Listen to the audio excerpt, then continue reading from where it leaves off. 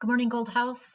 Today, what I want to show you is exactly how we are going to start writing the compare and contrast literary essay.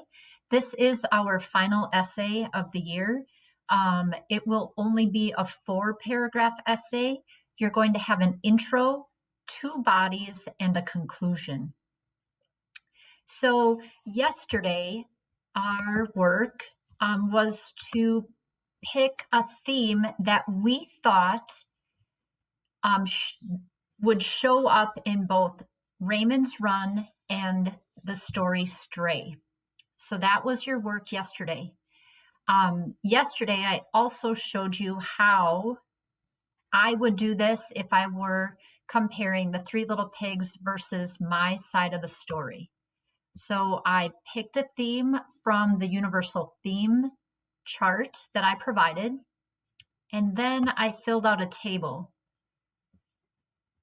I have the theme chosen in life. People struggle with problems to try to solve them. I then went through the traits, characters, setting, scene, blah, blah, blah. And I went ahead and provided my evidence from both stories that would support that theme that I chose. So now today, what I need to show you is how do we take that and put it into essay form.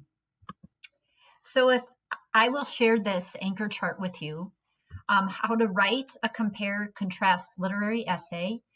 First of all, we need to choose one text and think about a possible theme. So we did that already with Raymond's Run a long time ago. Then we are considering another text, which is the story Stray.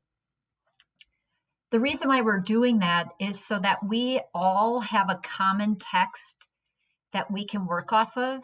Please know that in life, we should be able to compare 2 people, 2 subjects, 2 books, 2 articles that we read, and figure out a common theme between both and decide, are they more similar or are they more different from each other?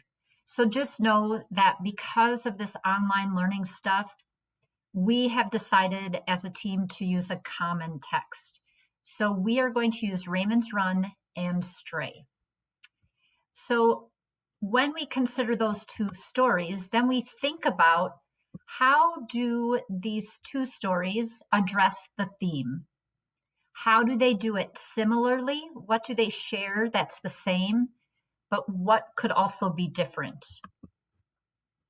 Today, you are going to start writing an introductory paragraph. This should include the titles of the 2 stories as well as your claim, which will be your theme that you picked that you feel is common between the 2 stories. You will also begin writing one of your body paragraphs, and I'll explain that in just a minute. As you're working in your body paragraphs, don't forget that you need to use transition words to connect your ideas. Tomorrow, we'll work on finishing the second body and writing the conclusion. So I won't talk about that right now. All right, so if I go back up to what I did yesterday, and this is all that I did yesterday. I picked a theme that I thought the Three Little Pigs and my side of the story could share. And that theme is, in life, people struggle with problems and try to solve them. So I went through each story and tried to find examples or evidence that supports that theme. I did that in both stories. Once I collected that evidence, I now can begin my 4-paragraph essay that shows a comparison of the 2. So I've already done the work just to save time, but here is the example of my introductory paragraph. I'm going to provide the 2 titles of the stories and the theme that I chose that I think both stories share. So here it goes. It might seem like an odd comparison, The Three Little Pigs and my side of the story.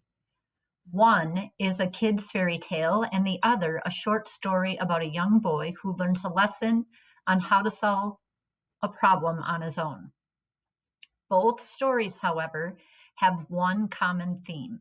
That theme is, in life, people struggle with problems to try and solve them.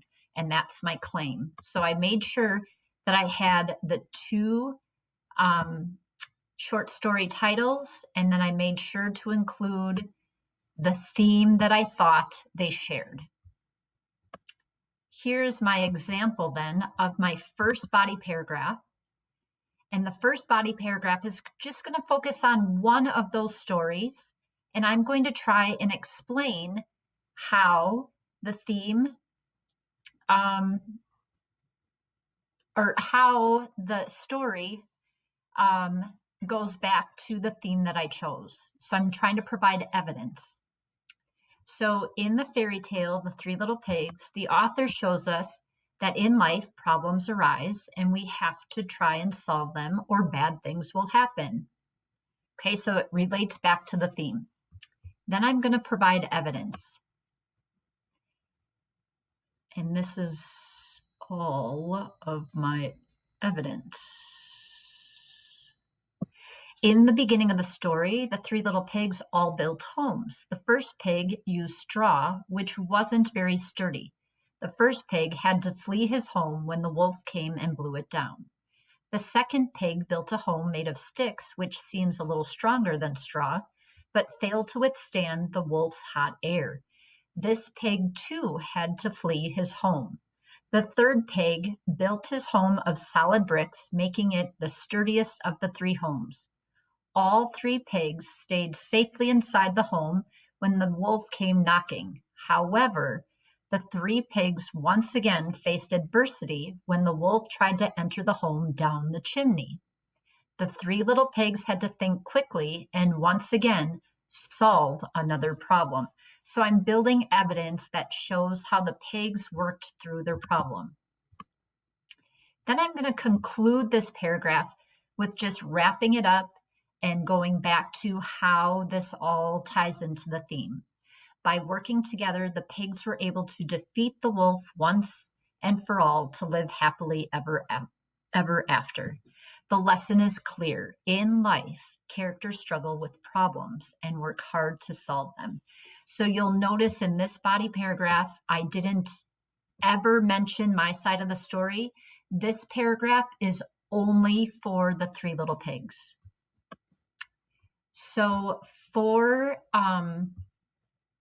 your work tomorrow, I will provide this paragraph frame that you could use for your body paragraph and your rough draft, the beginning of your rough draft. So the intro and the first body will be due on Friday. And then on Friday, I will give you the rest of it. How do we do this, the third paragraph, and how do we write a conclusion? That's all for today. I do have a Google Meet at 9:20 and 1:40 today, so if you have questions, please meet me then. Take care.